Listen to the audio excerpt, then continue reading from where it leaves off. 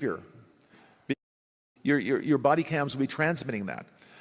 The police will be on their best behavior because we're constantly recording, watching and recording everything that's going on.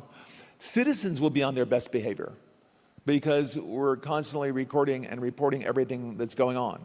When you come to government and what government's doing, there are artificial intelligence tools, and some of them I know that Oracle have developed around financial management for government. But also, tell us a bit about what, because you're right at the forefront of this revolution, what it means for what government should do in terms of its digital infrastructure, digital ID, data centers, and so on. How do you take advantage of these incredible AI models? And the first thing a country needs to do is to unify all of their data so it can be consumed and used by the AI model. You have to take all of your healthcare data, your diagnostic data, your electronic health records, your genomic data. And in the Middle East, in the UAE, for example, they're incredibly rich in data. They have a lot of population data. The NHS in the UK has an incredible amount of population data, but it's fragmented. It's not easily accessible by these AI models. We have to take all of this data we have in our country and move it into a single, if you will, unified data platform. So we provide context. When we want to ask a question, we've provided that AI model with all the data they need to understand our country. So that's the big step. That's kind of the missing link. We need to unify all of the national data, put it into a database where it's easily consumable by the AI model, and then ask whatever question you like. So you're really, through the use of this, you're revolutionizing the way government works, right? The services it provides, the way that it operates.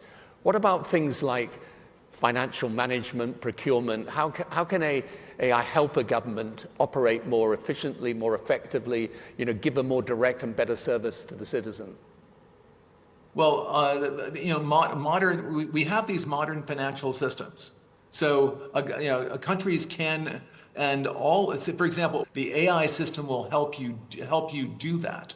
But again, the secret is to get all of that data in one place. Without having the basic data, it cannot answer the question about your country. I think countries are very uncomfortable with keeping their data in other countries' data centers. So I think part of our essential infrastructure, just like airports obviously need to be in our country, or they're not terribly useful. Ports need to be in our country, and they're not terribly useful. Data centers, because of the privacy requirements around the data, need to be in our countries, or they're not terribly useful.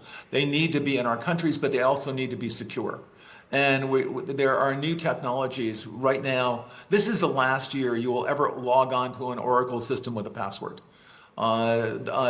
Next, by the middle of this year, I'm quite certain you are Tony Blair. So how do I know? Well, I look at you, I hear your voice, I listen to the kind of questions you ask. I'm pretty sure you're not synthetically created in having this conversation. The security system, we have biometric logins. The computer recognizes you. It recognizes your voice. It might ask you to put your index finger on the return key. And we're absolutely certain it's you. There's no reason to enter a password. In fact, passwords are too easily stolen.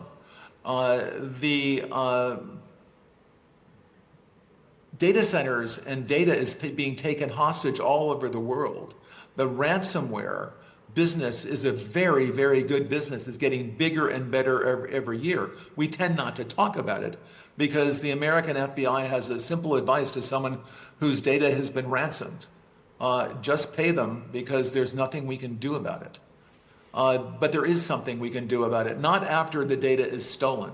But before the data is stolen, we can make sure that we're using the latest security technology, and it is going to be biometrics assisted by AI to make sure that you are in fact Tony Blair, and I'm sure you are.